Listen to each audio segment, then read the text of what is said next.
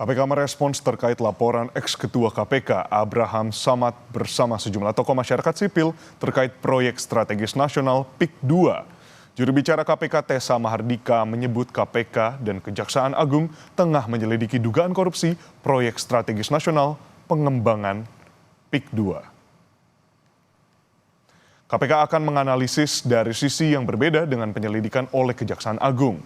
Juru bicara KPK Tessa Mahardika mengaku KPK belum ada koordinasi dengan Kejaksaan Agung terkait penyelidikan PSN pengembangan PIK 2. Namun, KPK akan menganalisis dan mencari dari sisi yang tidak sama dengan Kejaksaan Agung.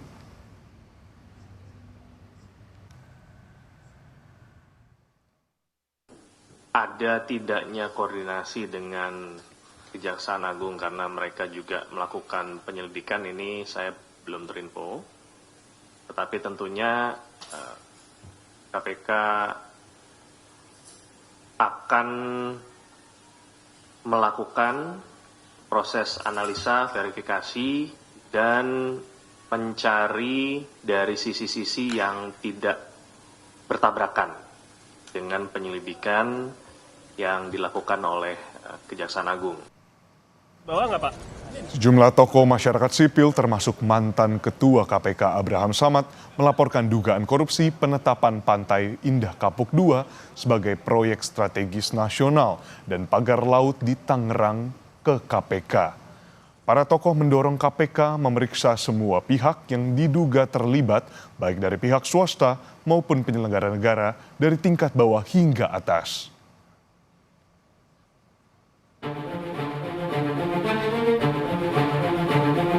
Kasus pagar laut di Tangerang merembet ke proyek strategis nasional PIK 2. Sejumlah tokoh nasional melapor ke KPK dengan tuduhan ada dugaan korupsi dan kerugian negara.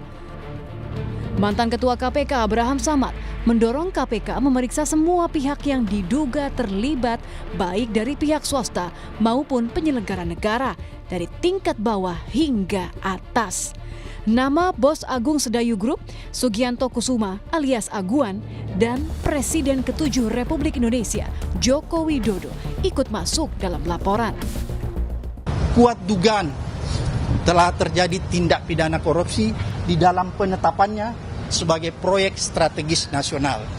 Kemudian juga kita melaporkan tentang ada dugaan kuat terjadi suap menyuap gratifikasi di dalam penerbitan sesuai dengan undang-undang. Maka selain penyelenggara negara, pihak swasta juga aguan bisa diperiksa. Penyelenggara negara itu siapa? Mulai dari kementerian sampai aparat tingkat bawah, kabupaten, provinsi, maupun sampai yang paling di atas. Jadi semua kita minta diperiksa. Menanggapi laporan kong kali kong sejumlah orang kuat dalam kasus pagar laut, Ketua Umum Relawan Jokowi Mania Immanuel Ebenezer meyakini meski menjabat sebagai Presiden 2 periode, Jokowi tak terlibat. Saya punya keyakinan cukup besar ya, ini ada kong kali kong lah, pasti nggak mungkin tidak antara penyelenggara negara dengan swasta. Ya ini kan problem kita puluhan tahun menghadapi para mafia tanah ini. Jadi saya rasa apa yang dilakukan kawan-kawan PBAI, Abraham Samad harus kita dukung. Tapi saya tegaskan sekali lagi, kemarin juga kita membahas kawan-kawan dengan Pak Jokowi soal PIK 2 ini. Pak Presiden hanya ketawa aja, kok kenapa saya dikait-kaitkan, tapi itu hak kawan-kawan untuk menyampaikan dan juga hak Pak Jokowi juga untuk mengklarifikasi.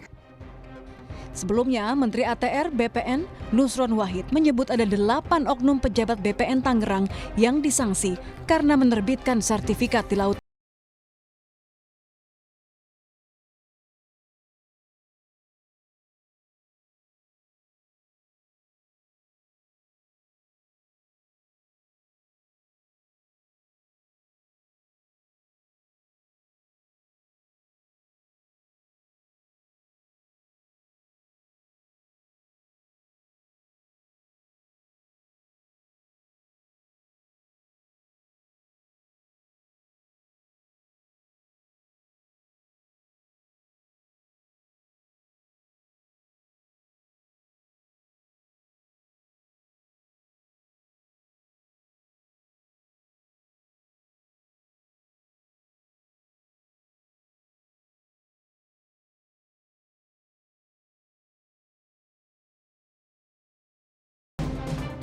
kita harus melihat kalau menteri berarti penyelenggara negara. Penyelenggara siapa? Ya pada waktu itu. Disitulah saya kira Mas Julius dan saya itu melambatkan negara, karena itu penyelenggara negara. Apakah penyelenggara menteri itu berdiri sendiri bijaksana, ataukah melalui karena tindakan dari atas? Nah, dari atas siapa?